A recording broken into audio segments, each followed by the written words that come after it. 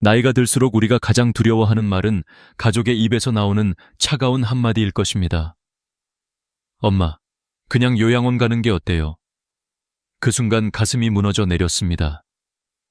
평생을 자식 곁에서 늙어가고 싶었을 뿐인데 이제는 짐이 되었다는 사실을 눈앞에서 확인한 듯 했습니다. 30년 동안 쉬는 날 없이 일하며 새벽부터 밤까지 오직 두 아들만 바라보고 살아왔습니다. 남편을 병으로 떠나보낸 뒤 남은 건 어린 두 아이와 텅 빈 통장이 전부였지만 엄마가 반드시 지켜줄게 라는 다짐으로 하루하루 버텼습니다. 고단한 몸을 이끌고 식당, 공장, 청소 일을 전전하며 번 돈으로 학비를 내고 결혼 자금을 마련했습니다. 밥 한 끼 제대로 챙겨 먹을 겨를도 없이 일했지만 아이들이 웃는 얼굴을 보여줄 때면 그 모든 고생이 아무렇지도 않았습니다.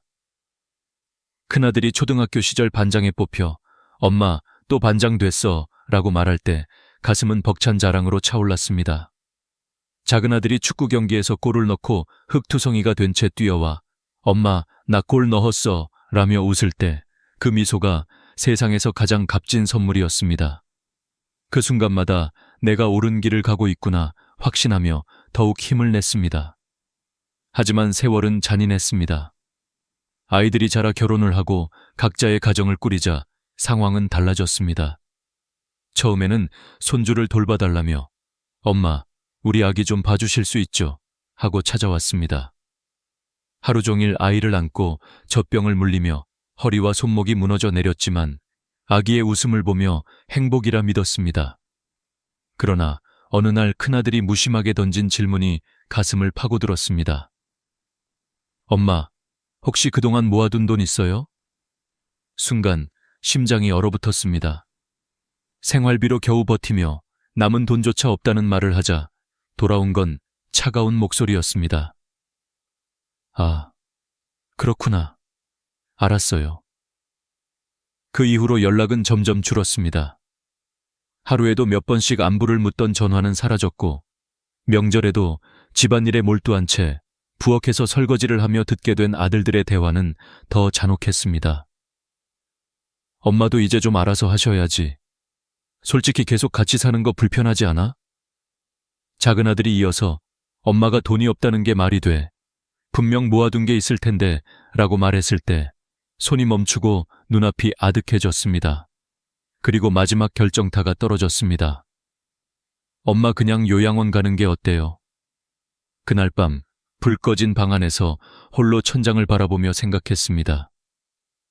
내가 그동안 무엇을 위해 살아왔던가? 내가 아끼고 참고 버티며 오직 자식들을 위해 희생한 시간이 결국 이 말을 듣기 위한 것이었을까? 눈물이 흘러내렸지만 닦을 힘조차 없었습니다. 텅 빈 통장과 주름진 손만이 남아있었고 그제야 깨달았습니다. 지금처럼 살다가는 내 남은 인생마저 사라지겠구나. 그러나 절망의 끝에서 작은 불씨가 피어올랐습니다. 이제는 나를 위해 살아야 한다. 그 결심이야말로 그녀가 평생 처음 내린 가장 용기 있는 선택이었습니다. 그리고 이 선택은 그녀의 인생을 완전히 바꿔놓을 첫걸음이 되었습니다. 나이가 들수록 삶은 우리에게 잔인한 진실을 던집니다. 기대했던 가족이 등을 돌릴 때, 믿었던 사람들이 나를 짐으로 취급할 때, 우리는 어떤 선택을 해야 할까요? 이 질문은 그녀만의 이야기가 아니라 지금 이 영상을 보고 있는 당신의 인생에도 언제든 닥칠 수 있는 현실입니다. 그리고 바로 그 순간 우리의 선택이 남은 인생의 무게를 결정하게 됩니다. 그녀는 절망 속에서 결심했습니다. 더 이상 희생의 이름으로 자신을 잃지 않겠다고. 이제는 자신을 위해 돈을 벌고 건강을 지키고 진짜로 행복을 찾겠다고. 그리고 그 결심은 곧 놀라운 반전을 만들어냅니다. 남편이 세상을 떠난 날, 나는 두 아들을 품에 꼭 끌어안으며 속으로 다짐했습니다. 엄마가 반드시 지켜줄게. 어떤 일이 있어도 절대 너희를 힘들게 하지 않을 거야. 그 말은 단순한 약속이 아니라 내 인생의 전부가 되어버렸습니다. 남편은 병으로 갑자기 세상을 떠났고 남은 건 어린 두 아들과 병원비로 텅 비어버린 통장이었습니다.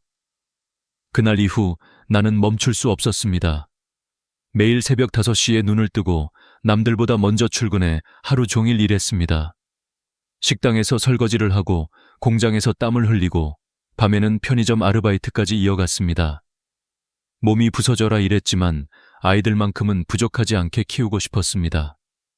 점심값을 아끼며 모은 돈으로 아이들 학원비를 내고 내 몸이 쓰러질 것 같아도 새벽마다 다시 일어나 일을 나갔습니다. 남들처럼 기댈 친정도 도와줄 친척도 없었습니다. 오직 두 아들만 바라보며 살아갔습니다. 내 몸이 고단해도 내 하루가 무너져도 괜찮았습니다. 내가 조금 더 버티면 아이들은 더 나은 환경에서 자라겠지. 그 생각 하나로 수십 년을 버텼습니다. 큰아들은 늘 공부를 잘했습니다.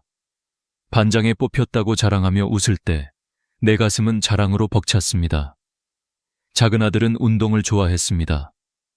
축구 경기에서 골을 넣고 땀에 젖어 뛰어들어와 엄마, 나 골 넣었어 라고 말하던 순간 그 웃음이 내 삶의 이유였습니다. 그 미소 하나로 나는 다시 하루를 견뎌낼 수 있었습니다. 아이들이 장성할수록 나는 희망을 보았습니다. 큰아들이 첫 월급을 받아 작은 봉투를 내밀었을 때 눈물이 왈칵 쏟아졌습니다. 엄마, 내가 번 돈이에요. 엄마 맛있는 거 드세요. 그 작은 봉투는 나에게 세상에서 가장 값진 선물이었습니다. 작은 아들이 결혼을 하면서 엄마, 이제 내가 엄마 지켜줄게. 엄마 혼자 외롭게 안 할 거예요. 라고 말했을 때 나는 드디어 모든 걸 다 해냈다고 생각했습니다. 이제는 조금 편해질 수 있을 거라고, 내 노력이 보답받을 거라고 믿었습니다. 그러나 현실은 내 기대와 달랐습니다. 손주가 태어나자 엄마, 아기 좀 봐주세요 라는 부탁이 이어졌습니다. 나는 또다시 새벽부터 밤까지 손주를 돌봤습니다. 허리가 휘고 무릎이 시큰거려도 손주의 웃음을 보며 행복이라 믿었습니다. 하지만 시간이 흐르자 내 몸은 점점 망가져 갔습니다. 나는 자식들에게, 손주들에게 여전히 필요한 존재라 믿었습니다. 그러나 그 믿음은 곧 무너졌습니다. 집안일을 하고 손주를 키우며 내 모든 시간을 바쳤지만 돌아온 것은 고마움이 아닌 당연시였습니다. 가끔씩 엄마, 요즘 힘드시죠? 라는 말은 들었지만 그 속에 진심은 없었습니다. 그저 나의 헌신을 당연하게 여기며 또 다른 부탁으로 이어질 뿐이었습니다. 나는 깨닫지 못했습니다. 내 삶이 이미 내 것이 아니라 누군가의 편의를 위한 도구가 되어 있었다는 사실을. 그렇게 평생을 희생으로 채웠지만 남은 건 고단한 몸과 빈 지갑뿐이었습니다. 내 청춘은 어디로 사라졌을까요? 나라는 사람은 어디에 있었을까요? 그날 밤 손주를 재우고 돌아와 지갑을 열었을 때 남은 돈은 몇 장의 1,000원짜리 뿐이었습니다. 손에 쥔 지갑이 무겁게 느껴졌습니다. 내 인생은 이렇게 끝나는 걸까? 내가 이렇게까지 살아온 게 과연 옳았을까? 그 순간 가슴 깊숙한 곳에서 차가운 회의감이 밀려왔습니다. 하지만 아직은 몰랐습니다. 내 희생의 대가가 고스란히 돌아오지 못한 채 또 한 번의 배신이 내 앞에 기다리고 있다는 사실을. 그리고 그 배신은 내 삶을 완전히 뒤흔들어 놓을 결정적인 순간으로 다가오고 있었습니다. 그날은 명절이었습니다. 부엌에서 설거지를 하며 아이들 웃음소리를 멀리서 듣고 있었는데 어느 순간 귀에 들어온 대화가 내 심장을 얼어붙게 만들었습니다. 엄마도 이제 좀 알아서 하셔야지. 솔직히 계속 같이 사는 거 불편하지 않아? 이어 작은 아들의 한숨 섞인 목소리가 들려왔습니다. 엄마가 돈이 없다는 게 말이 돼. 분명 모아둔 게 있을 텐데. 아빠 보험금도 있었을 거고, 예전에 엄마 가게 하면서 모은 돈도 있었을 거고. 근데 왜 없다는 거야? 손에서 설거지하던 그릇이 미끄러질 뻔했습니다. 내 몸이 굳어버렸습니다. 그동안 들었던 말들이 하나둘 머릿속을 스쳐 지나갔습니다. 엄마 이제 좀 쉬세요. 엄마 이제 우리도 힘들어요. 엄마도 현실을 좀 아셔야죠. 그저 흘려들었던 말들이 이제는 선명한 의미로 다가왔습니다. 마지막 퍼즐이 맞춰진 듯 했습니다. 그리고 마침내 큰아들이 무심하게 던진 한마디가 내 귀를 찔렀습니다. 엄마 그냥 요양원 가는 게 어때요? 그 말은 내 가슴 속에 숨겨진 모든 상처를 찢어 놓았습니다. 나는 그 자리에서 주저앉고 싶었습니다. 내 인생의 모든 노력이, 희생이, 사랑이 이 한마디로 짐짝처럼 버려지는 느낌이었습니다. 평생 가족을 위해 살았는데 결국 나는 가족이 아니라 짐이 되어버린 걸까요? 그날 밤 나는 한숨도 잘 수 없었습니다. 새벽까지 천장을 바라보며 생각했습니다. 내가 왜 이렇게 살아왔을까? 내 인생은 왜 이렇게 되었을까? 내가 참고 아끼고 버텨온 시간들이 한순간에 무너지는 느낌이었습니다. 텅 빈 통장, 주름진 손, 지친 몸. 그 어떤 것도 나를 위로해주지 않았습니다. 하지만 그 절망의 순간에 오히려 무언가가 또렷하게 보였습니다. 이제는 이렇게 살 수 없다. 나를 위해 살아야 한다. 그 결심은 내 삶에서 가장 무겁고도 단단한 선언이었습니다. 이 결심이 없었다면 나는 그저 서서히 사라지는 삶을 살았을지도 모릅니다. 사실 이런 상황은 나만의 이야기가 아닙니다. 한국보건사회연구원의 조사에 따르면 60세 이상 여성 중 37%가 노후에 자녀의 도움 없이 스스로 생계를 유지해야 하는 상황에 놓여 있다고 합니다. 50대 이후 부모-자식 관계에서 갈등을 경험했다는 비율은 무려 62%에 달합니다. 수십 년 동안 자녀를 위해 희생했지만 정작 나이가 들면 가족에게 의지하지 못하는 현실이 우리 사회에 민낯입니다. 이런 통계가 보여주듯 나의 상황은 특수한 이야기가 아니라 이 시대를 사는 수많은 어머니, 아버지의 이야기입니다. 그렇기에 나는 결심했습니다. 이제부터는 내 인생을 다시 살겠다. 더 이상 누구에게도 기대지 않고 내 힘으로 나를 세우겠다고. 그 결심의 첫날, 나는 거울을 보았습니다. 눈가에는 깊은 주름이 자리 잡았고 손은 바싹 마른 듯 주름져 있었습니다. 평생 가족을 위해 살았지만 내 삶에는 아무것도 남지 않았다는 사실이 뼛속까지 스며들었습니다. 그러나 그 절망 속에서 나는 희미한 빛을 보았습니다. 아주 오래전 남편이 남긴 한마디가 떠올랐습니다. 이 땅만은 절대 팔지 마. 언젠가 큰 돈이 될 거야. 그 말이 갑자기 머릿속에 번개처럼 스쳤습니다. 잊고 있던 땅. 시골 변두리에 남겨둔 작은 땅 하나. 그 땅이 지금도 있을까? 혹시 내 마음속에서 이상한 예감이 일렁겼습니다. 나는 서둘러 부동산에 전화를 걸었습니다. 저기, 혹시 20년 전에 남편이 사둔 땅이 있는데요. 이 작은 행동이 내 인생의 판도를 바꿔놓을 줄은 그때는 몰랐습니다. 하지만 그 전화 한 통이 내 남은 인생의 첫 번째 전환점이 될 것이었습니다. 어머니, 그 땅 지금 내놓으실 생각 있으세요? 부동산 직원의 목소리가 순간 달라졌습니다. 나는 깜짝 놀라 물었습니다. 왜요? 그 땅이 무슨 문제라도 있나요? 그러자 직원은 차분히 말했지만 그의 어제는 흥분이 묻어 있었습니다. 어머니, 그 땅이 지금 신도시 개발 예정지에 포함됐습니다. 토지 보상이 어마어마하게 올라갔습니다. 지금 시세라면 아마 상상 이상이실 겁니다.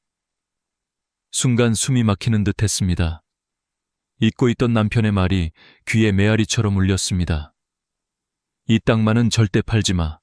언젠가 큰 돈이 될 거야. 그 말이 20년 만에 현실이 된 것이었습니다. 나는 서둘러 직접 땅을 보러 갔습니다. 몇 년 전만 해도 잡초만 무성하던 허허벌판이었는데 이제는 새로 뚫린 도로와 건물들로 가득 차 있었습니다. 눈앞에서 변해버린 풍경은 나를 울컥하게 만들었습니다.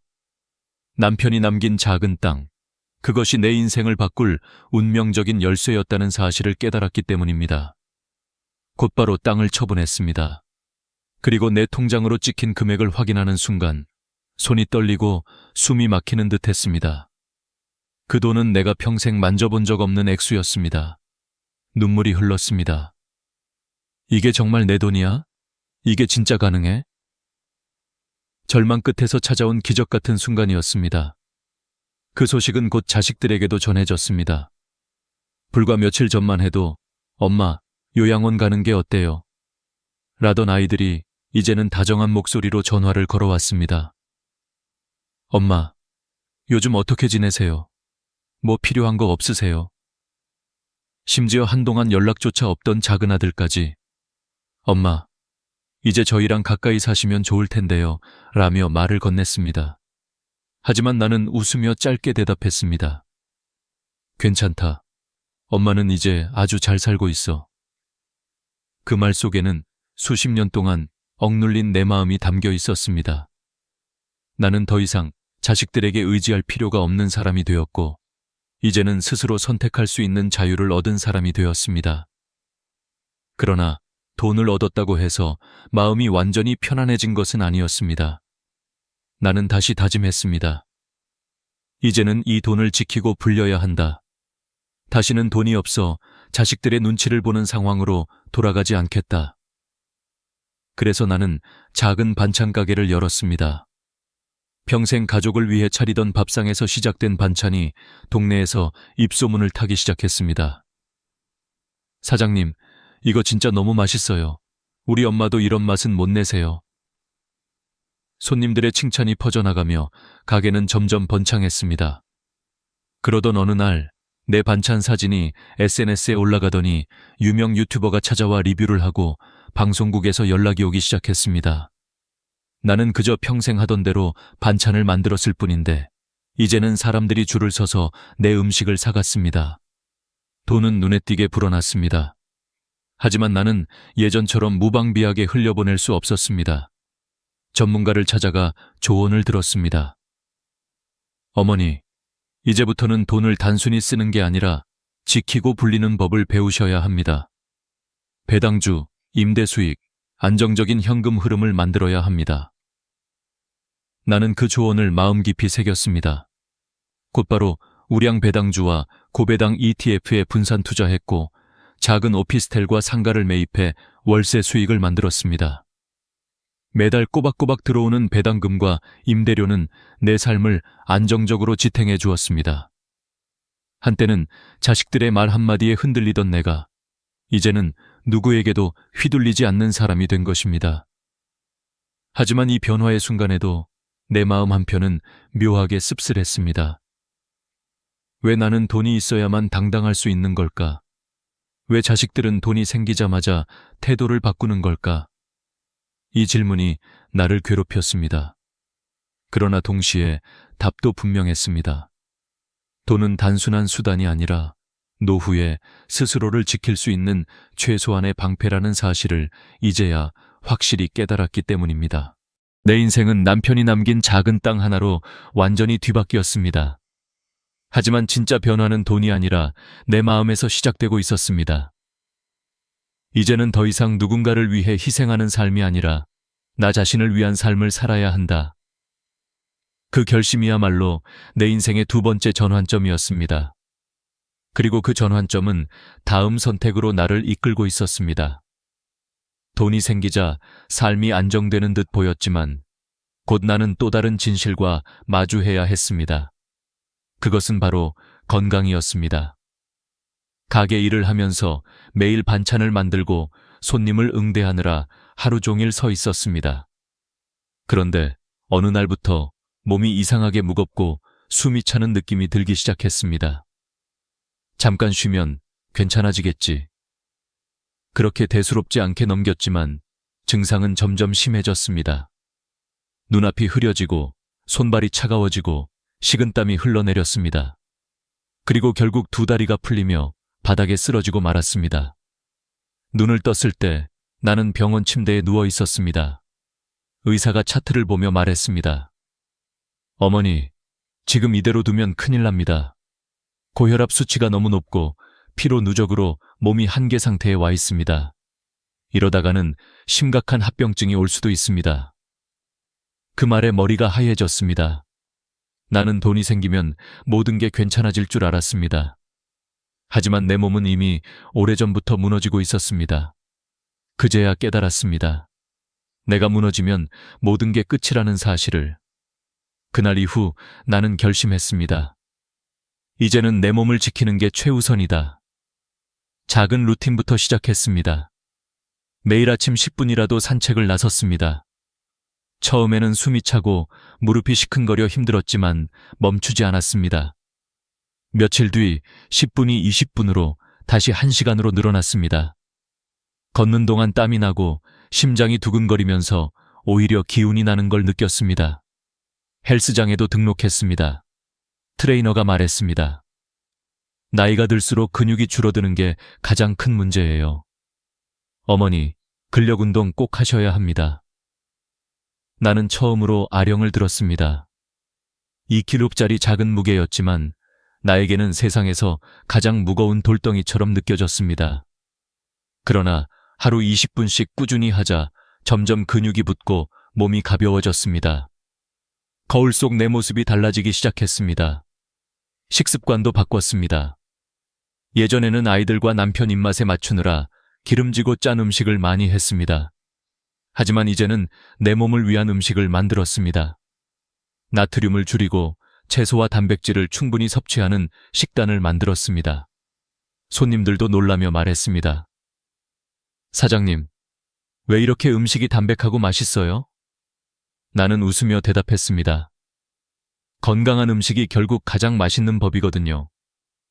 무엇보다 중요한 건 정기검진이었습니다. 예전에는 병원에 가는 게 겁이 나서 피했습니다. 하지만 이제는 다르게 생각했습니다. 아프기 전에 미리 관리하는 게 진짜 지혜라는 것을 알았기 때문입니다. 혈압, 혈당, 골밀도 검사를 빠짐없이 받으며 내 몸의 상태를 체크했습니다. 이 모든 과정을 거치며 나는 확실히 깨달았습니다. 돈이 있어도 건강이 없으면 아무 의미가 없다는 것을. 통계에 따르면 65세 이상 노인의 70%가 만성질환을 가지고 있습니다. 고혈압, 당뇨, 관절 질환. 이런 것들이 노후의 삶의 질을 좌우합니다. 그리고 이 질병들은 대부분 생활 습관만 잘 관리해도 크게 줄일 수 있습니다. 나는 이제야 그것을 몸소 체험하며 알게 된 것입니다. 건강을 되찾자 마음에도 여유가 생겼습니다. 그리고 비로소 다른 중요한 부분을 돌아볼 수 있었습니다. 바로 인간관계였습니다. 돈과 건강을 잡았지만 여전히 집에 돌아오면 혼자 있는 시간이 많았습니다. 내가 평생 가족을 위해 살아왔는데 이제는 아무도 날 찾지 않네. 그 순간 깨달았습니다. 사람은 혼자서는 살 수 없다는 것을. 나는 먼저 내 곁에 있던 좋은 사람들을 떠올렸습니다. 가게 단골 손님, 오랫동안 연락하지 못했던 친구들, 나를 진심으로 아껴주던 몇몇 사람들.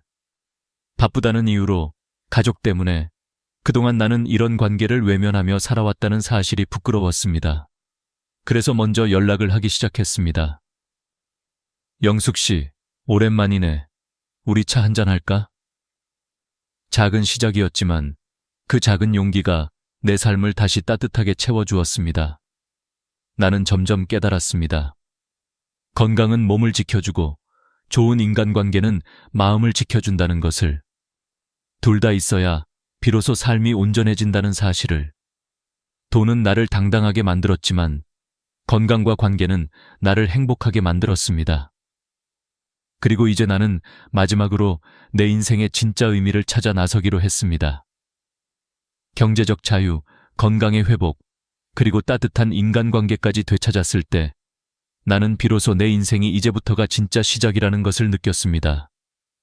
더 이상 누구에게도 휘둘리지 않고 더 이상 자식들의 눈치를 보지도 않고 오직 나를 위한 삶을 살 수 있게 된 것입니다. 거울 속의 주름진 얼굴은 여전히 나이를 말해주었지만 그 안에서 빛나는 눈빛은 다시 청춘을 되찾은 듯 반짝이고 있었습니다.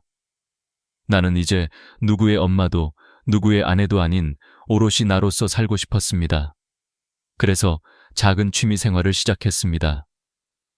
화실에 등록해 수채화를 배우고 요가 학원에서 몸을 풀고 동네 합창단에 가입해 목소리를 높여 노래를 불렀습니다. 처음엔 내 나이에 무슨 하는 생각도 들었지만 막상 해보니 가슴이 벅차올랐습니다. 그 순간 깨달았습니다. 이게 바로 행복이라는 것을. 남을 위해서가 아니라 내가 좋아서 하는 일들이 내 삶을 다시 반짝이게 만들고 있었습니다. 그러나 새로운 삶을 살기 위해서는 정리도 필요했습니다. 여전히 나를 이용하려는 사람들이 있었고 필요할 때만 연락해오는 사람들도 있었습니다. 나는 이제 그들과 거리를 두었습니다. 억지로 이어가는 관계 대신 진심으로 나를 아껴주는 사람들과 시간을 나누기로 했습니다. 불필요한 인간관계를 정리하자 정말 소중한 사람들이 보이기 시작했습니다. 그때 비로소 깨달았습니다. 인생의 무게를 덜어내야만 가벼워지고 비워야만 채워진다는 사실을. 이제 나는 확신합니다. 노후를 지켜주는 3가지는 단순합니다. 첫째, 경제적 독립. 둘째, 건강한 몸. 셋째, 마음을 채워주는 좋은 사람들. 이 3가지가 모두 있을 때 우리는 비로소 당당하게 나답게 살아갈 수 있습니다. 자식도, 남편도, 누구도 대신해 줄 수 없습니다. 마지막까지 나를 지켜주는 건 오직 나 자신뿐입니다. 혹시 지금 영상을 보고 계신 여러분도 저와 같은 고민을 하고 계신가요? 평생 가족을 위해 희생했지만 정작 내 인생에는 아무것도 남지 않은 듯한 공허함을 느끼신 적 있나요? 그렇다면 이제는 여러분 차례입니다. 더 이상 늦지 않았습니다. 지금부터라도 경제적 독립을 준비하세요. 건강을 관리하세요. 좋은 관계를 새롭게 맺으세요. 그리고 무엇보다 나 자신을 위해 사세요. 우리는 평생 누군가의 엄마, 아빠, 아내, 남편으로 살아왔습니다. 하지만 이제 남은 시간만큼은 나로서 살아도 괜찮습니다. 내 돈을 나를 위해 쓰고, 내 시간을 나를 위해 쓰고, 내 힘을 나를 위해 써도 괜찮습니다. 그것이 이 세상에서 가장 값진 보상입니다. 이 이야기를 들으며 어떤 생각이 드셨나요? 혹시 여러분의 삶 속에서도 비슷한 경험이나 후회가 떠오르시나요? 댓글로 여러분의 이야기를 나눠주세요. 누군가에게는 큰 위로와 깨달음이 될 수 있습니다. 오늘 영상이 마음에 와닿으셨다면 구독과 좋아요, 알림 설정 꼭 부탁드립니다. 여러분의 응원이 저에게는 더 좋은 이야기를 전할 수 있는 힘이 됩니다. 이제는 누군가의 짐이 아니라 오롯이 나답게 살아가는 주인공으로 여러분도 저와 함께 새로운 인생을 시작하시길 바랍니다. 당신의 인생은 아직 끝나지 않았습니다. 아니, 지금부터가 진짜 시작입니다. 나이가 들수록 우리 마음 깊은 곳에 묻어두었던 질문이 하나씩 고개를 듭니다. 왜 아내는 이제 나와 눈을 마주치려 하지 않을까? 왜 손을 잡아도 미소 대신 어색한 침묵만 흐를까? 여러분, 혹시 이런 경험 있으신가요? 단순히 나이가 들어서 그런 걸까요? 아니면 내 잘못일까요? 누구도 쉽게 대답하지 못하는 질문 앞에서 많은 남성분들이 부끄러움을 느끼고 그저 속으로만 삼킵니다. 하지만 솔직히 말씀드리자면 이건 부끄러운 문제가 아닙니다. 오히려 너무나 자연스럽고 당연한 고민입니다. 건강검진은 챙기면서도 부부관계의 변화는 외면한 채 흘려보낸 세월이 쌓여서 만들어진 결과일 뿐입니다. 저는 수십 년간 상담을 하면서 수많은 부부의 이야기를 들었습니다. 50대, 60대, 심지어 70대까지도 그들의 고민은 놀랍도록 비슷했습니다.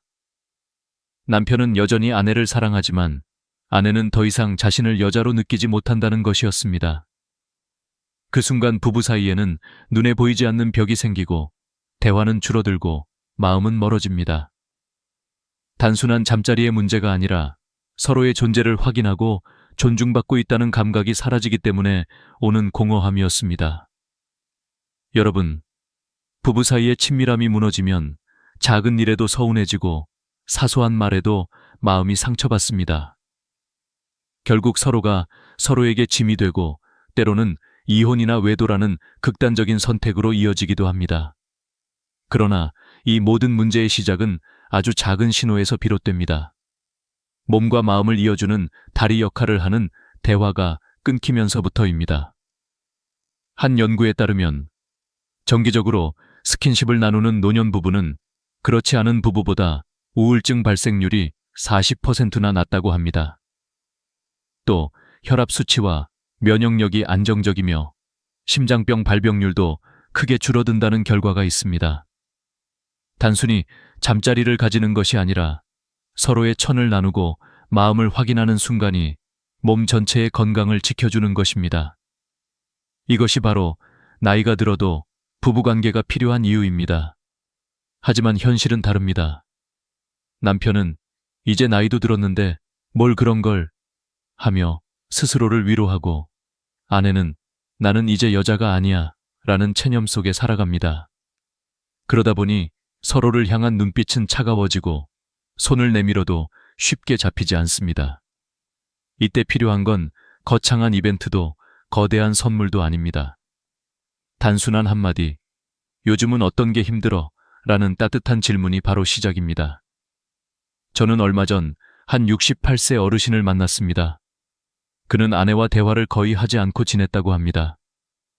어느 날 아내가 식탁에서 조용히 한숨을 내쉬는 모습을 보고 처음으로 용기를 내어 물었습니다.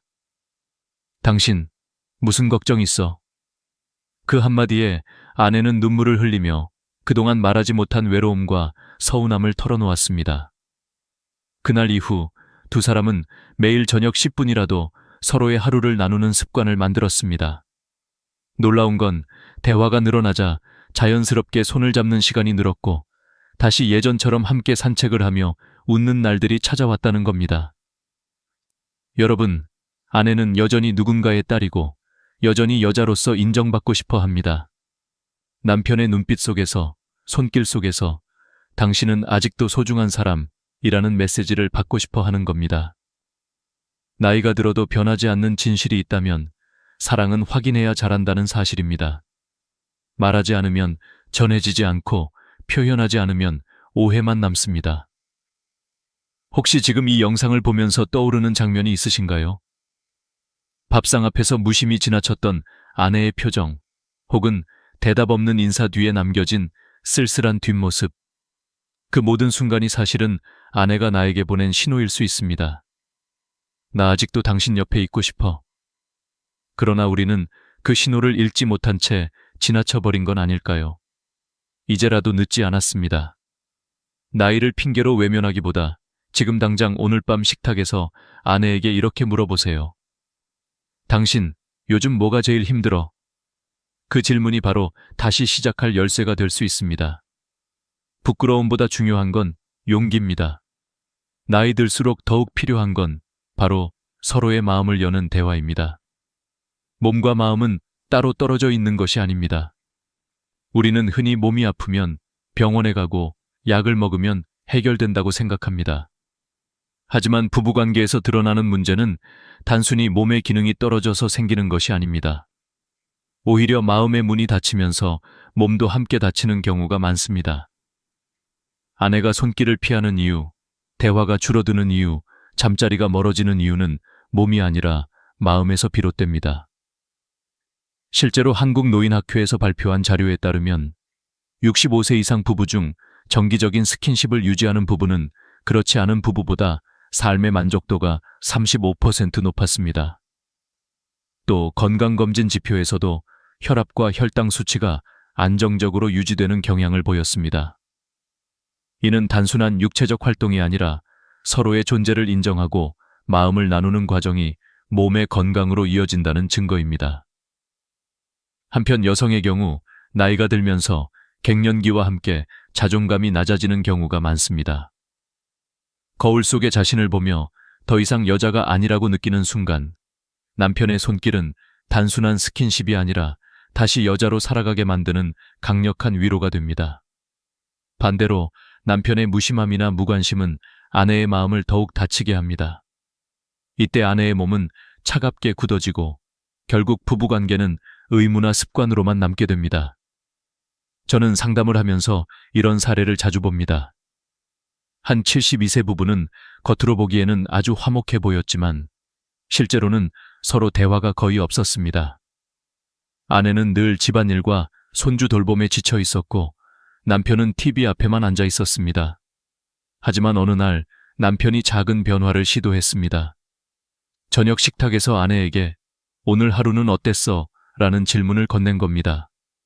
처음에는 어색했지만 시간이 지나면서 아내는 서서히 마음을 열기 시작했습니다. 대화가 이어지자 자연스럽게 손을 잡고 산책을 하게 되었고 다시 함께 웃는 시간이 늘어났습니다. 여러분, 몸은 마음을 따라갑니다. 심리학에서는 이를 심신일체, 액신셔니티라고 부릅니다. 마음이 열리면 몸은 저절로 반응합니다. 반대로 마음이 닫히면 아무리 기술이 뛰어나고 체력이 좋아도 아내는 쉽게 반응하지 않습니다. 중요한 것은 어떻게 만질까보다 어떤 마음으로 다가갈까입니다. 그렇다면 구체적으로 우리는 무엇을 해야 할까요? 첫째, 대화를 늘려야 합니다. 하루에 5분이라도 좋습니다. 아침에 출근 전 혹은 저녁 식사 후에 아내의 이야기를 듣는 시간을 가지세요. 둘째, 작은 스킨십을 생활화해야 합니다. 꼭 잠자리로 이어지지 않아도 됩니다. 손을 잡고 어깨를 감싸고 가볍게 등을 토닥이는 것만으로도 마음은 열리기 시작합니다. 셋째, 아내의 반응을 존중하세요. 아내가 불편하다면 강요하지 말고 천천히 기다려야 합니다. 기다림 속에서 신뢰가 쌓이고 그 신뢰가 곧 친밀함으로 이어집니다. 또 하나 중요한 것은 건강입니다. 남편의 체력이 떨어지면 자연스럽게 자신감도 사라집니다. 하지만 의학적으로는 규칙적인 운동과 식습관만으로도 노년기의 성기능은 충분히 유지할 수 있습니다. 서울대병원 연구에 따르면 주 3회 이상 30분 이상 걷는 운동을 한 노년 남성의 60%가 성생활 만족도가 높아졌다고 보고했습니다. 몸이 가벼워지고 활력이 생기면 자연스럽게 자신감도 되살아나고 그 자신감이 아내와의 관계로 연결됩니다. 여러분, 부부 사이에서 몸과 마음은 언제나 함께 갑니다. 마음이 열리면 몸도 반응하고 몸이 가까워지면 마음도 따뜻해집니다. 중요한 것은 기술이 아니라 태도, 방법이 아니라 마음입니다. 오늘 저녁 아내에게 먼저 다가가 보세요. 작은 미소, 짧은 대화, 따뜻한 손길이 바로 새로운 시작의 열쇠가 될 수 있습니다. 남편들이 가장 많이 놓치는 순간이 있습니다. 바로 아내가 보내는 작은 신호들입니다. 아내는 직접적으로 "나는 외롭다" 라고 말하지 않습니다.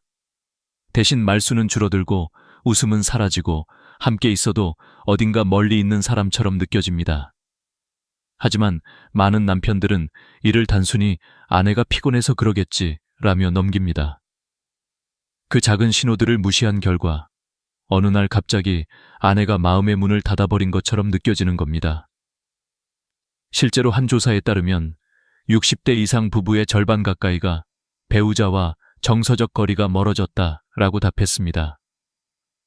그런데도 많은 남성들은 문제를 체력 저하나 나이 탓으로만 돌립니다. 물론 나이가 들면 몸은 예전 같지 않습니다. 하지만 그보다 더 큰 문제는 아내의 마음을 세심하게 읽어내지 못하는 태도에 있습니다. 상담을 하다 보면 이런 말씀을 자주 듣습니다. "선생님, 저도 아내를 사랑합니다. 하지만 어떻게 표현해야 할지 모르겠어요. 그냥 가만히 있는 게 더 나을까 해서 말도 줄이고 행동도 안 하게 됩니다." 여러분, 바로 그 가만히 있음이 문제입니다. 아내는 말보다 더 큰 신호를 보냅니다. 식탁에서 내뱉는 짧은 한숨, TV를 보며 멍하니 있는 눈빛, 혹은 무심한 대답 속에 담긴 서운함. 이런 것들을 놓치면 부부 사이는 점점 멀어지게 됩니다. 또 하나 자주 발생하는 문제는 체력을 방치하는 것입니다. 남편 본인은 "나는 괜찮아, 나이 들었는데 당연하지라며 대수롭지 않게 생각하지만 아내 입장에서는 달라집니다. 함께 걷기에도 힘들어하고 조금만 움직여도 숨이 차 하는 남편을 보면서 자연스럽게 "이제 더는 가까워지기 힘들겠구나" 라고 느끼게 되는 겁니다. 체력은 단순히 몸의 문제가 아니라 부부관계 전체의 자신감과 직결됩니다. 저는 얼마 전 한 65세 남성의 이야기를 들었습니다. 그는 아내와의 관계가 서서히 멀어지고 있다는 것을 느끼면서도 원인을 알지 못했습니다. 하지만 어느 날 아내가 무심코 던진 한마디에 충격을 받았습니다. 여보, 당신이랑 있으면 내가 더 늙는 것 같아. 순간 그는 자신이 얼마나 무심했는지를 깨달았습니다. 늘 집에서 소파에만 앉아 있었고 건강 관리도 하지 않았으며 대화조차 거의 하지 않았던 겁니다. 결국 그는 변화를 결심했습니다. 매일 30분씩 걷기 운동을 시작했고 아내에게 하루 한 가지씩은 오늘 고마워 라는 말을 건넸습니다. 놀랍게도 2달 뒤 아내의 표정은 달라졌습니다. 웃음이 돌아오고 대화도 늘어났습니다. 여러분, 아내가 원하는 건 큰 게 아닙니다. 비싼 선물이나 거창한 여행이 아닙니다. 그저 자신의 존재가 존중받고 있다는 느낌, 여전히 여자로서 소중하다는 인정입니다. 하지만 많은 남편들이 이를 모르고 무심함으로 일관합니다. 무관심은 사랑을 갉아먹는 가장 빠른 독입니다. 작은 무심함이 쌓여 결국 큰 상처가 되는 겁니다. 또 하나 중요한 건 대화의 방식입니다. 남편들은 종종 문제를 해결하려는 태도로 접근합니다. 아내가 힘들다고 말하면 그럼 이렇게 해, 저렇게 해 라고 답합니다. 하지만 아내가 원하는 건 해결책이 아니라 공감입니다. 그래, 힘들었겠다. 내가 옆에 있어 줄게. 이 짧은 말 한마디가 아내의 마음을 다시 열 수 있습니다. 여러분, 남편이 놓치는 신호는 사실 아주 분명합니다. 하지만 그것을 읽어내려는 노력이 없기에 보지 못하는 겁니다. 지금 이 순간, 지난 한 달 동안 아내가 보낸 작은 신호를 떠올려 보세요. 혹시 무심히 지나친 한숨이 있었나요? 외면한 눈빛이 있었나요? 그 모든 것이 사실은 아내의 마음속 외침이었을지도 모릅니다. 늦기 전에 그 신호를 읽어야 합니다. 그래야 다시 손을 잡고 함께 웃을 수 있습니다. 사람들은 흔히 이렇게 말합니다. 사랑은 마음으로 하는 거지, 몸은 상관없어. 하지만 실제로 부부 관계에서 몸은 결코 무시할 수 없는 중요한 요소입니다. 나이가 들면 몸의 변화가 자연스럽게 찾아옵니다. 남성의 경우 테스토스테론이 감소하면서 자신감이 줄고 여성은 폐경 이후 호르몬 변화로 신체적 불편함을 겪습니다. 이때 부부가 서로의 변화를 이해하지 못하면 오해가 생기고 거리가 벌어집니다. 실제로 국내 보건의료 연구자료에 따르면 60대 이후 부부의 65%가 성생활 문제로 갈등을 경험했다고 합니다. 하지만 놀라운 건 그중 절반 이상이 문제 해결을 시도조차 하지 않았다는 사실입니다.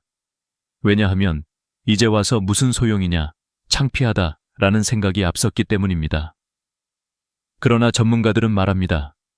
신체적 친밀감은 단순한 욕구 충족이 아니라 부부가 서로를 지켜주는 중요한 연결고리라고요.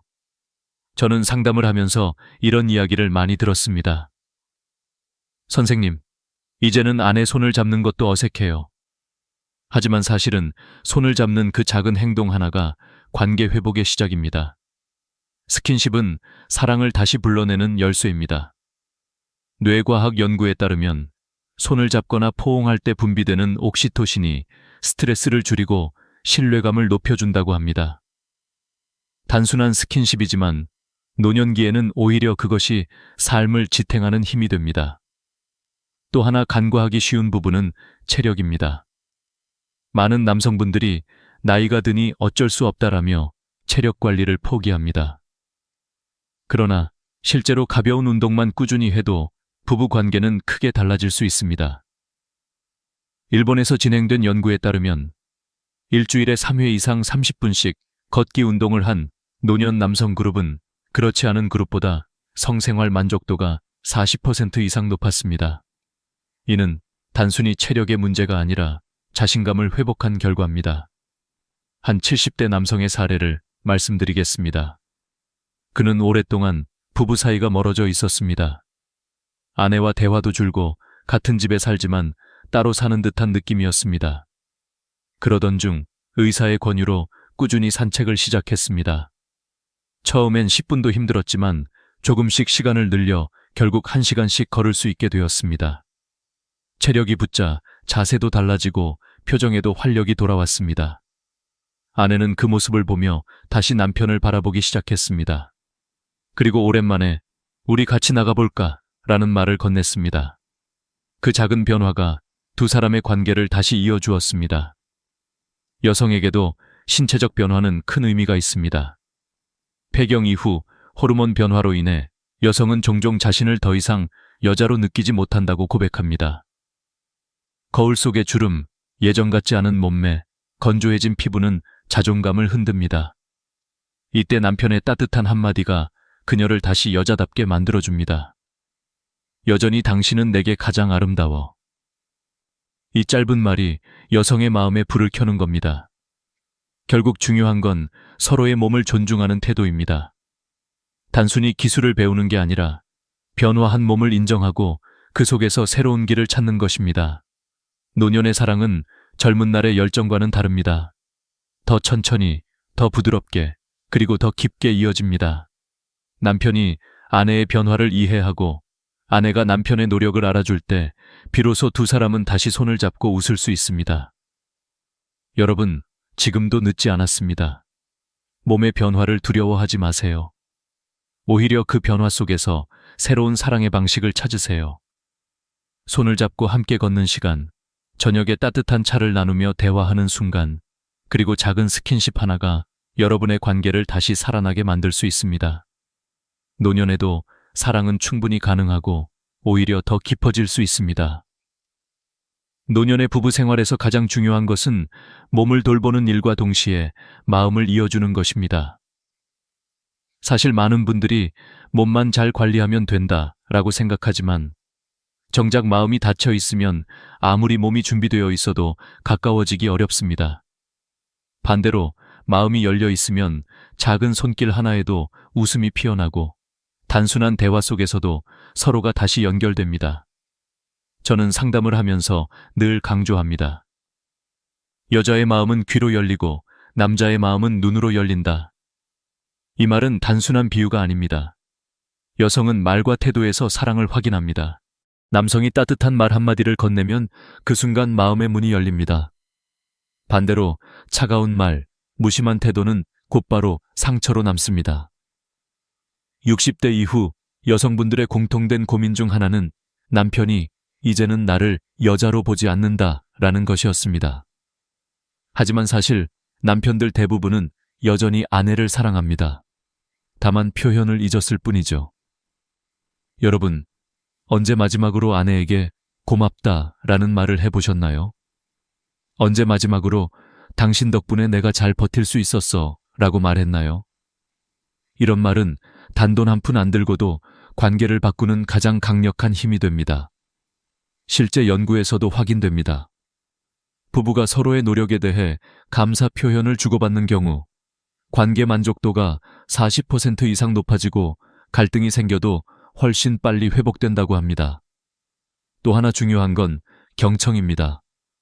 많은 남성분들이 아내의 이야기를 듣기보다는 해결책을 주려고 합니다. 하지만 여성은 단순히 공감받고 싶어 하는 경우가 훨씬 많습니다. 예를 들어 아내가 오늘 허리가 너무 아파라고 말했을 때 남편은 곧바로 병원 가봐 라고 대답하곤 합니다. 그러나 아내가 원한 건 그 말이 아닙니다. 많이 힘들었겠네. 내가 안마해줄게 라는 따뜻한 반응이 더 큰 위로가 됩니다. 저는 실제로 한 부부의 사례를 기억합니다. 40년 가까이 결혼 생활을 했지만 거의 대화를 하지 않던 두 분이 있었습니다. 아내는 늘 남편은 나한테 관심이 없다고 불평했고 남편은 나는 돈 벌어다 주는데 뭘 더 바라냐고 말했습니다. 그러던 어느 날 남편이 상담을 받고 돌아가 아내에게 처음으로 이런 말을 했습니다. 여보, 고생 많았어. 나도 당신 덕분에 여기까지 왔어. 단 한마디였지만 아내는 눈물을 흘렸습니다. 그날 이후 두 사람은 저녁마다 함께 산책을 시작했고 오랜만에 손을 잡았습니다. 마음을 여는 열쇠는 바로 대화였습니다. 그리고 여기서 한 가지 더 강조하고 싶은 부분이 있습니다. 바로 유머입니다. 나이가 들수록 삶은 무거운 문제들로 가득해집니다. 건강, 자녀, 돈, 노후 걱정. 이런 이야기만 반복하다 보면 부부 사이의 웃음이 사라집니다. 하지만 작은 농담, 가벼운 웃음은 부부 관계에 기적 같은 변화를 가져옵니다. 실제로 웃음은 스트레스 호르몬을 줄이고 뇌에서 도파민을 분비시켜 서로에게 긍정적인 감정을 불러옵니다. 그러니 사소한 말도 유쾌하게 풀어보세요. 아내의 실수를 지적하기보다 웃으면서 괜찮아, 당신답네 라고 말하면 분위기는 완전히 달라집니다. 마지막으로 마음의 자극은 단순히 대화에서 끝나는 게 아닙니다. 생활 속 작은 배려에서도 드러납니다. 아내가 좋아하는 반찬을 챙겨주거나 갑자기 작은 꽃다발을 건네거나 TV를 함께 보며 손을 잡는 것. 이 모든 것이 아내의 마음을 움직이는 포인트입니다. 남성분들이 흔히 생각하는 큰 이벤트가 아니라 일상의 작은 습관이 진짜 사랑을 지켜줍니다. 여러분, 사랑은 거창한 게 아닙니다. 나이가 들수록 더 작은 것들이 더 큰 힘을 발휘합니다. 따뜻한 말, 경청, 웃음, 배려. 이 네 가지가 합쳐졌을 때 아내는 다시 여자로 느끼게 되고 남편 역시 다시 남자로 설 수 있습니다. 몸을 만지는 기술보다 더 중요한 건 바로 마음을 만지는 기술입니다. 그것이 부부 관계를 회복하는 가장 강력한 비밀입니다. 여러분, 이제까지 제가 말씀드린 이야기를 하나하나 되짚어보면 참 단순한 진리로 귀결됩니다. 나이 들어도 부부 관계는 끝나지 않습니다. 오히려 나이가 들수록 더 소중하고 더 필요합니다. 그런데도 우리는 부끄럽다는 이유로, 체력이 떨어졌다는 이유로, 혹은 이제는 의미 없다고 착각하면서 스스로의 행복을 놓아버립니다. 하지만 저는 상담을 통해 분명히 확인했습니다. 부부의 친밀함은 건강을 지키고 마음을 지키며 삶 전체를 지켜줍니다. 여러분, 혹시 이런 생각을 해보신 적 있나요? 이제 다 늦었다, 뭘. 하지만 의학적으로도 전혀 그렇지 않습니다. 60세 이상 부부 중 정기적으로 친밀한 관계를 유지하는 분들이 그렇지 않은 분들보다 평균 수명이 6년 이상 길고 우울증 발생률은 절반 이하라는 통계가 있습니다. 단순히 사랑의 문제가 아니라 과학적으로도 입증된 삶의 힘이라는 말입니다. 또 성관계 중 분비되는 옥시토신과 엔도르핀은 혈압을 안정시키고 스트레스를 줄여줍니다. 실제로 70대 노년 부부를 대상으로 한 연구에서는 일주일에 한 번 이상 스킨십을 나누는 부부가 그렇지 않은 부부보다 치매 발병률이 30% 낮게 나타났습니다. 이건 결코 사소한 문제가 아닙니다. 그럼 여기서 질문이 생깁니다. 나는 이제 체력도 없고 어떻게 해야 할지 모르겠다. 과연 가능한가? 가능합니다. 그 비밀은 세 가지입니다. 첫째, 몸을 관리하는 습관입니다. 매일 30분의 가벼운 산책, 그리고 꾸준한 근력 운동은 혈액순환을 돕고 호르몬 분비를 안정시킵니다. 둘째, 마음을 나누는 대화입니다. 아내에게 오늘 하루 어땠어? 라는 짧은 질문 하나가 놀라운 변화를 만듭니다. 셋째, 작은 스킨십입니다. 손을 잡는 것, 어깨를 토닥이는 것, 눈을 바라보며 웃는 것. 이런 사소한 행동이 쌓여 부부의 관계를 다시 젊게 만듭니다. 저는 실제로 75세의 한 할아버지를 상담한 적이 있습니다. 그는 이제는 아내와 손도 잡지 않는다고 말했습니다. 그런데 제가 권한 건 거창한 방법이 아니었습니다. 매일 저녁 10분만이라도 아내의 손을 잡고 이야기를 나누라고 했습니다. 그리고 2달 뒤 그분은 환하게 웃으며 다시 찾아왔습니다. 선생님, 요즘 아내가 저한테 자꾸 웃어요. 오랜만에 함께 산책도 했습니다. 단순히 손을 잡는 행동 하나가 관계 전체를 바꾼 것입니다. 여러분, 우리는 종종 사랑은 젊을 때나 하는 것이라고 오해합니다. 하지만 사랑은 평생을 함께 가야 하는 동반자 관계입니다. 나이 들어서도 서로를 만지고 느끼고 바라보는 시간은 삶을 지탱하는 힘입니다. 경제적 안정과 건강이 노후의 두 기둥이라면 부부 사이의 친밀감은 그 위를 지탱하는 지붕입니다. 지붕이 무너지면 기둥이 아무리 튼튼해도 집은 불안정해지듯 친밀감이 사라지면 삶의 만족도 역시 크게 떨어집니다. 이제 여러분께 꼭 드리고 싶은 말씀은 이것입니다. 더 이상 부끄러워하지 마세요.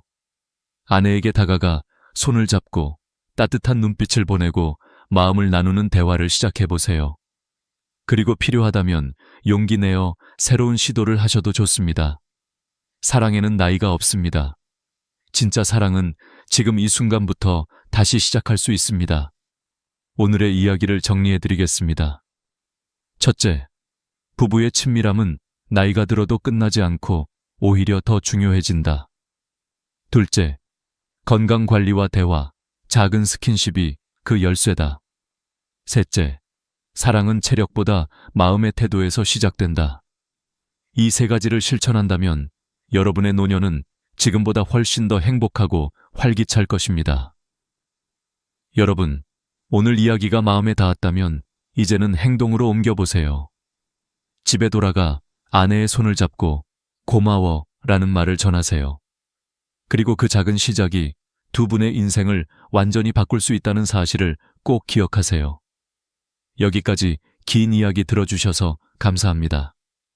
이 영상이 도움이 되셨다면 구독과 좋아요를 눌러주세요. 여러분의 작은 클릭이 더 많은 분들에게 행복한 노년을 전하는 큰 힘이 됩니다. 그리고 댓글로 여러분의 경험이나 생각을 나눠주세요. 누군가에게는 그 이야기가 큰 위로와 용기가 될 수 있습니다. 여러분 혹시 이런 경험 있으셨나요?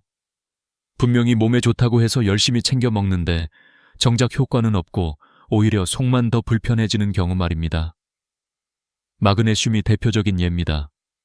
수십 년 동안 불면증으로 고생하다가도 단지 먹는 시간을 바꾸는 것만으로 인생이 달라졌다는 이야기를 들으면 의심부터 드실 겁니다. 그런데 이게 단순한 우연이 아니라는 사실 들어보시면 아마 놀라실 겁니다. 나이가 들수록 수면의 질이 삶의 질과 직결됩니다. 밤마다 몇 번씩 깨는 분들, 다리에 쥐가 나서 남편이나 아내까지 깨어나게 만드는 분들, 아침에 눈 뜨면 피곤이 가시지 않는 분들.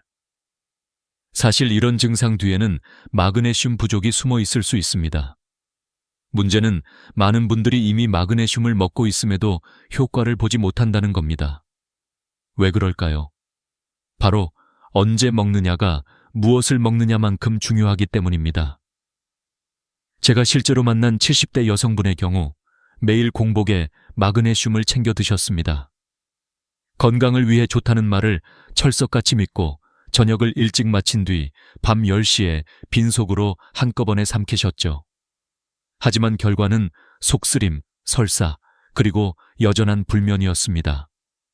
그분은 좋다는 건 다 해봤는데 왜 더 힘들어지나요? 라며 눈물을 글썽이셨습니다. 저는 그때 알았습니다. 우리가 잘못 알고 있는 상식이 얼마나 큰 문제를 만들 수 있는지를 말이죠. 왜 공복 복용이 문제일까요? 나이가 들면 위벽은 얇아지고 예민해집니다. 젊을 때는 두꺼운 담요처럼 보호해주던 위가 이제는 얇은 종이처럼 약해집니다. 그 위에 마그네슘이라는 무기질이 직접 닿으면 자극이 심해질 수밖에 없습니다. 속이 쓰린 것은 당연한 결과죠. 게다가 공복 상태에서는 몸이 영양소 흡수 모드가 아니라 보호 모드로 전환됩니다. 그래서 고가의 보충제를 삼켜도 대부분 흡수되지 않고 화장실로 흘려보내게 되는 겁니다. 결국 돈을 버리는 셈이지요. 또 하나 흔한 실수는 한 번에 많이 먹기입니다. 마그네슘은 은행 계좌처럼 한 번에 입금할 수 있는 한도가 있습니다. 200ml 이상은 흡수되지 않고 남은 양은 그대로 배출됩니다. 예를 들어 물을 한꺼번에 1리터 들이키면 갈증이 해소되기는커녕 화장실만 자주 가게 되는 것과 같은 이치입니다. 그래서 하루 권장량을 두세 번에 나누어 먹어야 하는 겁니다. 그렇다면 정답은 무엇일까요? 연구와 실제 사례가 말해주는 황금 타이밍은 바로 식후 30분입니다. 이때는 위가 소화를 시작하면서 영양소를 받아들일 준비가 가장 잘 되어 있습니다. 음식물이 천연 캡슐 역할을 하여 위를 보호하고 흡수를 도와줍니다. 특히 저녁 식사 후 30분은 하루 중 가장 좋은 시간으로 꼽힙니다. 우리 몸이 밤사이 회복하고 재생하는 동안 마그네슘이 제 역할을 할 수 있기 때문이죠. 또 한 가지 기억하셔야 할 점은 제형의 선택입니다. 약국에서 흔히 볼 수 있는 산화 마그네슘은 가격이 저렴하지만 흡수율이 낮고 장을 자극하기 때문에 설사를 유발할 수 있습니다. 반면 글리시네이트 마그네슘은 위 자극이 적고 흡수율이 높아 시니어에게 가장 적합합니다. 실제로 글리신 성분 자체가 뇌와 신경 안정에도 도움을 주기 때문에 숙면 효과가 배가 된다고 알려져 있습니다. 저는 이 이야기를 단순히 이론으로 말씀드리는 게 아닙니다. 실제로 많은 어르신들이 이 방법으로 변화를 체험하셨습니다. 한 할아버지는 평생 다리쥐로 밤마다 깼는데 복용 시간을 바꾸고 나서 2주 만에 숙면을 취하셨습니다. 또 어떤 분은 아침 기상이 달라졌다고 말했습니다. 예전에는 눈을 떠도 온몸이 무겁고 피곤했지만 이제는 개운하게 하루를 시작한다고 하셨습니다. 이 모든 변화가 거창한 약물이나 고가의 치료 덕분이 아니라 단지 시간을 바꾼 것에서 시작되었다는 사실, 얼마나 놀랍습니까? 물론 개인차가 있고 기저질환이 있는 분들은 반드시 담당 의사와 상의해야 합니다. 하지만 분명한 건 많은 시니어들에게 이 작은 습관의 변화가 삶 전체를 바꿀 수 있다는 겁니다. 이제부터 저는 여러분께 구체적인 실수 5가지와 그 해결책을 차근차근 알려드리겠습니다. 끝까지 집중해 주십시오. 오늘 영상 하나가 여러분의 밤을 그리고 남은 인생을 바꿀 수 있습니다. 왜 타이밍이 그렇게 중요한 걸까요? 많은 분들이 마그네슘만 꾸준히 먹으면 언젠가는 효과가 나타나리라 기대합니다. 하지만 정작 복용법과 타이밍을 무시하면 아무리 좋은 영양제를 먹어도 헛수고가 될 수 있습니다. 여기에는 분명한 이유가 있습니다. 첫 번째 이유는 위장과 관련이 있습니다. 우리 몸은 음식을 먹고 난 직후 위산과 소화 효소가 적절하게 분비됩니다. 이때는 마그네슘이 다른 영양분과 함께 자연스럽게 흡수되기 좋은 상태가 됩니다. 반대로 공복 상태에서는 몸이 방어 모드로 전환되며 들어오는 성분을 막으려는 경향이 강해집니다. 그래서 공복에 먹은 마그네슘은 흡수율이 낮을 뿐 아니라 오히려 위벽을 직접 자극해 속쓰림을 일으킬 수 있는 겁니다. 두 번째 이유는 경쟁 때문입니다. 마그네슘은 칼슘, 아연, 철분과 같은 다른 무기질과 같은 통로를 통해 흡수됩니다. 마치 좁은 문을 여러 사람이 동시에 들어가려는 것과 같죠. 특히 칼슘과 함께 복용하면 두 성분이 서로 경쟁해 둘 다 흡수율이 떨어집니다. 그래서 칼슘은 아침, 마그네슘은 저녁처럼 시간을 나눠 복용하는 게 권장되는 이유입니다. 또한 카페인 음료 역시 마그네슘의 적입니다. 커피, 녹차, 홍차에 들어있는 카페인은 마그네슘 흡수를 방해하고 소변으로 배출을 촉진시킵니다. 만약 아침에 커피와 함께 마그네슘을 먹는 습관이 있다면 그 효과는 절반 이하로 떨어질 수밖에 없습니다. 세 번째 이유는 연령과 위산 분비의 관계입니다. 나이가 들면 위산 분비가 감소합니다. 위산은 영양소가 체내로 잘 들어가도록 돕는 역할을 하는데 이 분비가 줄어들면 아무리 좋은 마그네슘을 먹어도 제대로 흡수되지 않습니다. 특히 60세 이상에서는 이런 경향이 뚜렷하기 때문에 위에 부담을 주지 않으면서도 흡수율이 좋은 제형을 선택하는 것이 중요합니다. 글리시네이트, 말레이트 형태가 여기에 해당합니다. 네 번째 이유는 생체 리듬입니다. 우리 몸은 하루 주기 리듬, 즉 생체 시계에 따라 호르몬과 대사작용이 달라집니다. 밤에는 멜라토닌이 분비되며 회복과 휴식 모드에 들어가는데 이때 마그네슘은 신경을 안정시키고 근육을 이완시키는 역할을 합니다. 그래서 저녁 식후 30분은 숙면을 돕는 황금 시간대가 되는 겁니다. 반대로 아침에는 세포가 에너지를 만들 준비를 하고 있는데 이때 마그네슘을 섭취하면 하루 종일 활력이 유지됩니다. 결국 언제 먹느냐가 곧 어떤 효과를 볼 수 있느냐로 이어지는 것입니다. 실제로 서울의 한 연구팀은 65세 이상 어르신을 두 그룹으로 나눠 같은 용량의 마그네슘을 복용하게 했습니다. 한 그룹은 공복에, 다른 그룹은 식후에 먹도록 한 결과 식후 복용 그룹에서 혈중 마그네슘 농도가 평균 30% 이상 높게 나타났습니다. 또한 불면 증상이 개선된 비율도 식후 그룹에서 2배 가까이 높았습니다. 단순히 시간만 바꿨을 뿐인데 이렇게 차이가 난다는 사실은 무시할 수 없습니다. 여기서 또 한 가지 짚고 넘어가야 할 점은 약물과의 상호작용입니다. 고혈압약, 당뇨약, 항생제, 골다공증 약 등과 마그네슘은 서로 흡수를 방해할 수 있습니다. 그래서 반드시 최소 2시간 이상의 간격을 두는 것이 필요합니다. 이것을 지키지 않으면 약효도 떨어지고 마그네슘도 헛되이 버려질 수 있습니다.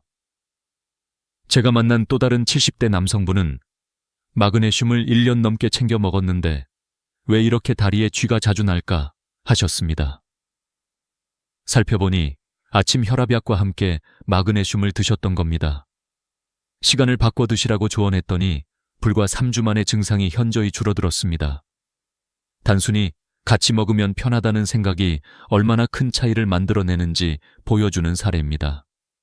여러분, 우리가 건강을 위해 하는 작은 습관 하나가 오히려 건강을 해칠 수도 있습니다. 하지만 반대로 그 작은 습관 하나만 제대로 바꿔도 인생이 달라집니다. 마그네슘은 단순한 보충제가 아니라 몸 전체의 균형을 유지하는 데 필요한 필수 미네랄입니다. 300가지가 넘는 효소 반응에 관여하고 심장, 신경, 근육, 혈당 조절에까지 영향을 미칩니다. 그렇기 때문에 올바른 타이밍과 방법이 무엇보다 중요합니다. 이제부터는 많은 분들이 반복하는 5가지 치명적인 실수를 하나하나 짚어보겠습니다. 혹시 여러분도 같은 실수를 하고 계신지 꼭 점검해 보시기 바랍니다. 많은 분들이 나는 매일 규칙적으로 마그네슘을 챙겨 먹는데 왜 효과가 없지? 하고 의아해 하십니다. 사실 문제는 얼마나 꾸준히 먹느냐보다 어떻게 먹느냐에 있습니다.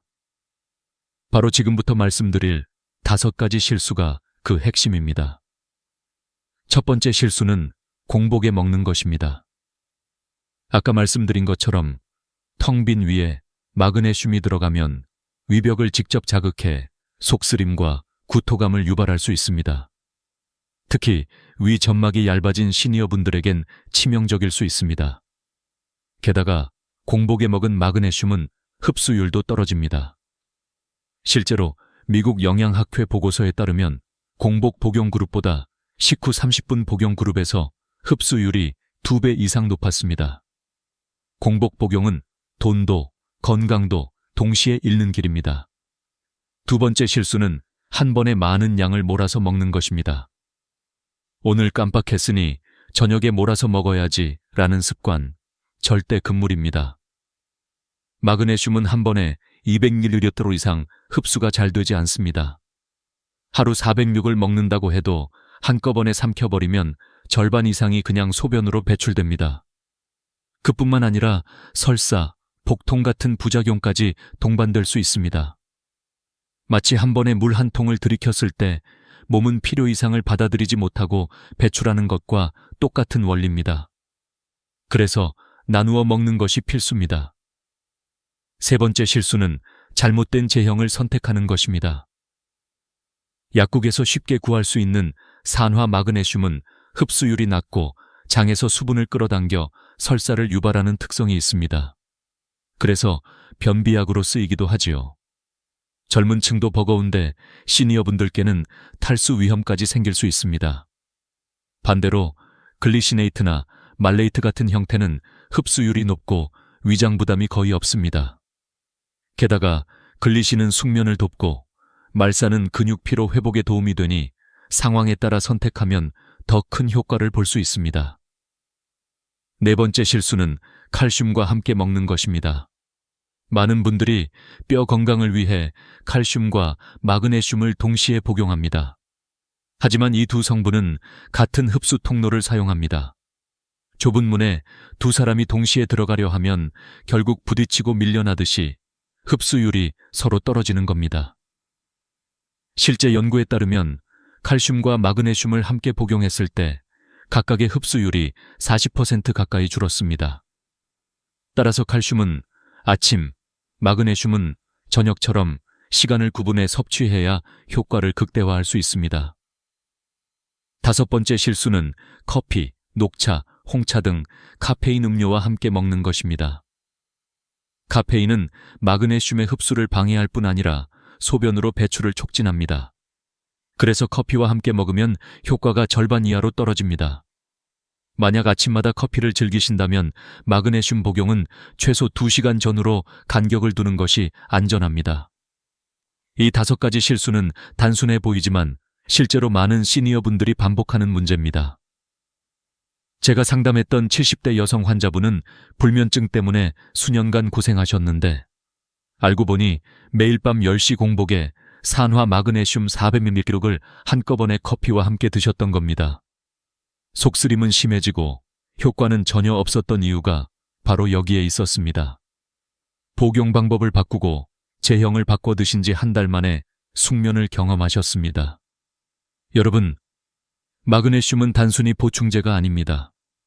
근육, 신경, 심장, 혈당, 뼈 건강까지 몸의 거의 모든 기능에 관여하는 필수 미네랄입니다. 그래서 올바른 복용법이 무엇보다 중요합니다. 그렇다면 이제 궁금하시죠? 도대체 언제, 어떻게 먹어야 가장 효과적일까? 지금부터 일본 장수촌 어르신들이 지켜온 황금 타이밍과 실천법을 하나씩 공개하겠습니다. 일본 장수촌에서 90세를 넘어도 정정하게 사시는 어르신들에게는 공통된 습관이 있었습니다. 바로 마그네슘을 언제 먹느냐였습니다. 그 비밀은 단순했지만 강력했습니다. 첫 번째 황금 타이밍은 저녁 식사 후 30분입니다. 저녁 6시에 식사를 하셨다면 6시 30분이 바로 최고의 시간입니다. 왜일까요? 바로 이때가 위와 장이 가장 활발히 움직이며 영양소 흡수 준비가 끝나는 시간이기 때문입니다. 음식물이 위산과 함께 적절히 분해되고 위벽은 영양을 받아들일 준비를 마친 상태가 됩니다. 이때 마그네슘을 함께 섭취하면 음식물이 천연 보호막처럼 작용해 위를 자극하지 않고 흡수율은 공복 대비 3배 이상 높아집니다. 실제 일본 오사카 대학 연구팀은 같은 양의 마그네슘을 공복과 식후에 나누어 먹였을 때 식후 복용군에서 혈중 마그네슘 농도가 평균 2.7배 높게 유지되는 결과를 발표했습니다. 두 번째 황금 타이밍은 아침 식사 후입니다. 아침에 적정량을 나누어 먹으면 하루 종일 마그네슘 농도가 일정하게 유지됩니다. 특히 마그네슘은 에너지 대사와 신경 안정에 동시에 관여하기 때문에 아침 복용은 하루의 활력을 높이고 피로를 줄여줍니다. 실제로 일본 나가노현의 장수마을에서는 아침 식사 후에 마그네슘을 챙겨 드시는 전통이 있었는데 그 결과 80세 이상 어르신들의 평균 보행 속도가 일반 노년층보다 20% 이상 빨랐습니다. 세 번째 황금 타이밍은 운동 30분 전입니다. 산책이나 가벼운 체조를 하시기 전 마그네슘을 소량 복용하면 근육 이완에 도움을 줍니다. 다리 쥐가 줄어들고 운동 후 피로 회복 속도도 빨라집니다. 실제 일본 교토대학의 실험에서는 걷기 운동 30분 전에 50mg의 마그네슘을 복용한 그룹이 복용하지 않은 그룹보다 근육 피로도가 35% 낮게 나타났습니다. 그럼 구체적인 실천법을 어떻게 짜야 할까요? 예를 들어 아침 7시에 일어나 아침 식사를 7시 30분에 하신다면 그 후 8시쯤 마그네슘 100mg을 드십니다. 오후 3시쯤 가벼운 산책을 나가기 전에는 50mg를 추가로 복용합니다. 그리고 저녁 6시에 식사 후 6시 30분에 다시 100mg를 드시는 겁니다. 이렇게 3번으로 나누어 총 250mg를 섭취하면 위 부담도 없고 흡수율도 극대화됩니다. 또 중요한 비밀은 조합입니다. 마그네슘은 단독으로만 섭취하는 것보다 특정 영양소와 함께 먹었을 때 효과가 배가 됩니다. 그중 대표적인 것이 비타민 B6입니다. 비타민 B6는 마그네슘이 세포 안에서 제대로 작용할 수 있도록 돕는 보조자 역할을 합니다. 실제 하버드 의대의 보고서에 따르면 마그네슘 단독 복용 그룹보다 비타민 B6를 함께 복용한 그룹에서 수면 질이 50% 이상 개선되었습니다. 동네 약국에서 흔히 파는 비타민 B 복합제에도 충분히 들어있으니 어렵지 않게 실천할 수 있습니다. 또 하나 기억하셔야 할 비법은 마그네슘 목욕입니다. 따뜻한 물에 황산 마그네슘, 일명 앱섬 솔트를 넣고 20분간 몸을 담그면 피부를 통해서도 마그네슘이 흡수됩니다. 관절염이나 근육통 완화에도 효과적이며 무엇보다 숙면을 돕습니다. 욕조가 없으시다면 조경만으로도 충분합니다. 발바닥은 제2의 심장이라 불릴 만큼 흡수율이 높기 때문에 족욕을 꾸준히 하시면 전신이 편안해지고 깊은 잠에 빠질 수 있습니다. 마지막으로 생활 속 음식과 함께 드시는 것도 좋은 방법입니다. 아몬드, 호박씨, 시금치, 두부, 바나나, 다크, 초콜릿은 마그네슘이 풍부한 대표 식품입니다. 저녁에 마그네슘 보충제와 함께 두부 반모, 시금치 나물, 바나나 하나를 곁들이신다면 약과 음식이 함께 작용해 훨씬 더 큰 효과를 보실 수 있습니다. 여러분, 마그네슘은 얼마나 많이 먹느냐가 아니라 언제 어떻게 먹느냐가 핵심입니다. 지금 말씀드린 황금 타이밍과 조합을 기억하시고 오늘 저녁부터 바로 실천해보세요. 아마 일주일 후 여러분의 아침은 전혀 다른 모습이 되어 있을 겁니다. 최할머니가 알려드린 방법을 실천한 지 단 2주 만에 나타난 변화는 정말 놀라웠습니다. 30년 동안 새벽 2-3번씩 깨던 불면증이 단번에 사라졌고 아침까지 한 번도 깨지 않고 꿀잠을 자게 된 겁니다. 피부에 생기가 돌고 목소리에 힘이 붙었으며 무엇보다 눈빛이 달라졌습니다. 늘 피곤하고 무기력했던 모습이 사라지고 선생님, 이제 제가 다른 사람 같아요 라는 말까지 하셨습니다. 여러분, 이것은 단순한 수면 개선이 아닙니다. 마그네슘은 우리 몸에서 300개 이상의 효소 반응에 관여하는 필수 미네랄입니다. 신경 안정, 근육 이완, 혈압 조절, 혈당 관리, 에너지 생산, 뼈 건강까지 모두와 연결되어 있습니다. 그렇기에 마그네슘을 제대로 섭취하기 시작하면 삶 전체가 달라집니다. 여름철에는 땀으로 인해 마그네슘이 빠져나가므로 평소보다 20% 더 필요합니다. 반대로 겨울에는 햇빛 부족으로 비타민 D가 결핍되는데 비타민 D가 부족하면 마그네슘 흡수도 떨어집니다. 따라서 겨울에는 반드시 비타민 D와 함께 섭취하는 것이 좋습니다. 실제 서울대 연구에 따르면 비타민 D와 마그네슘을 함께 섭취한 그룹이 단독 섭취 그룹보다 골밀도 수치가 평균 18% 더 높게 나타났습니다. 또 나이에 따라서도 차이가 있습니다. 60세 이상은 위산 분비가 줄어들어 흡수가 어려워지므로 흡수율이 좋은 글리시네이트나 말레이트 형태를 선택하는 것이 중요합니다. 70세 이상은 신장 기능이 떨어져 한 번에 많은 양을 섭취하면 배설이 어려워질 수 있으므로 소량씩 자주 나누어 드시는 게 안전합니다. 80세 이상은 약을 여러 가지 드시는 경우가 많기 때문에 약물 상호작용에 주의해야 합니다. 심장약, 골다공증 약, 항생제를 복용하신다면 반드시 주치의와 상의하셔야 합니다. 여성분들은 폐경 후 호르몬 변화로 마그네슘 요구량이 증가합니다. 실제 연구에서도 폐경 이후 여성의 혈중 마그네슘 농도가 평균 25% 낮아졌다는 결과가 있습니다. 따라서 하루 300mg 이상 꾸준히 드셔야 합니다. 남성분들의 경우에는 전립선 건강이 중요한데 마그네슘이 부족하면 전립선 비대증 위험이 커집니다. 밤에 화장실을 자주 가시는 분들이라면 마그네슘 부족을 의심해 보셔야 합니다. 이쯤에서 꼭 짚고 넘어가야 할 점이 있습니다. 마그네슘은 만병통치약이 아닙니다. 균형 잡힌 식사, 꾸준한 운동, 충분한 수분 섭취, 그리고 스트레스 관리와 함께할 때 비로소 진정한 효과를 발휘합니다. 물은 하루 8잔 이상, 미지근한 물이 가장 좋습니다. 운동은 하루 30분 이상 걷기, 무리하지 않고 꾸준히 하는 것이 핵심입니다. 스트레스는 마그네슘을 가장 빠르게 소모시키는 적이니 노래 부르기, 화초 가꾸기, 친구와의 대화 같은 작은 행복을 통해 마음을 풀어주셔야 합니다. 여러분, 마그네슘의 진짜 힘은 꾸준함에 있습니다. 최소 3개월 이상은 드셔야 몸속 저장고가 채워지고 진정한 변화를 느낄 수 있습니다. 첫 2주는 수면과 근육에, 한 달 후에는 혈압과 혈당에, 2달 후에는 뼈와 에너지에, 석 달 후에는 삶 전체가 새로워집니다. 단 3개월의 꾸준한 실천이 여러분의 남은 30년을 바꿔놓을 수 있는 겁니다. 여러분, 오늘 제가 드린 말씀의 마지막 비밀을 공개하겠습니다.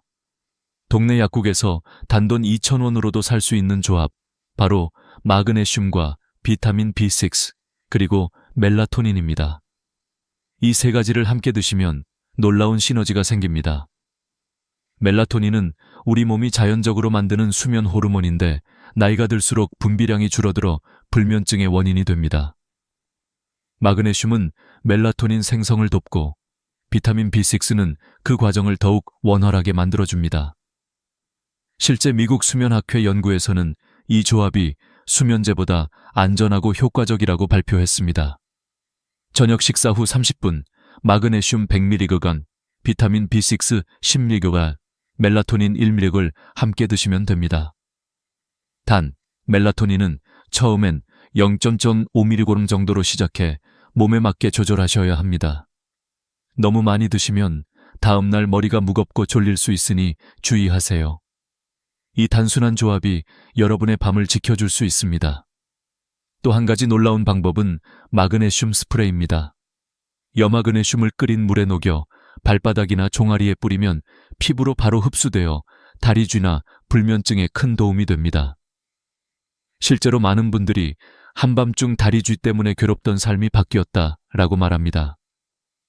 저도 직접 사용해 봤는데 다음날 아침이 정말 가벼웠습니다. 여러분, 많은 분들이 오해하는 것들이 있습니다. 마그네슘은 많이 먹는다고 좋은 게 아닙니다.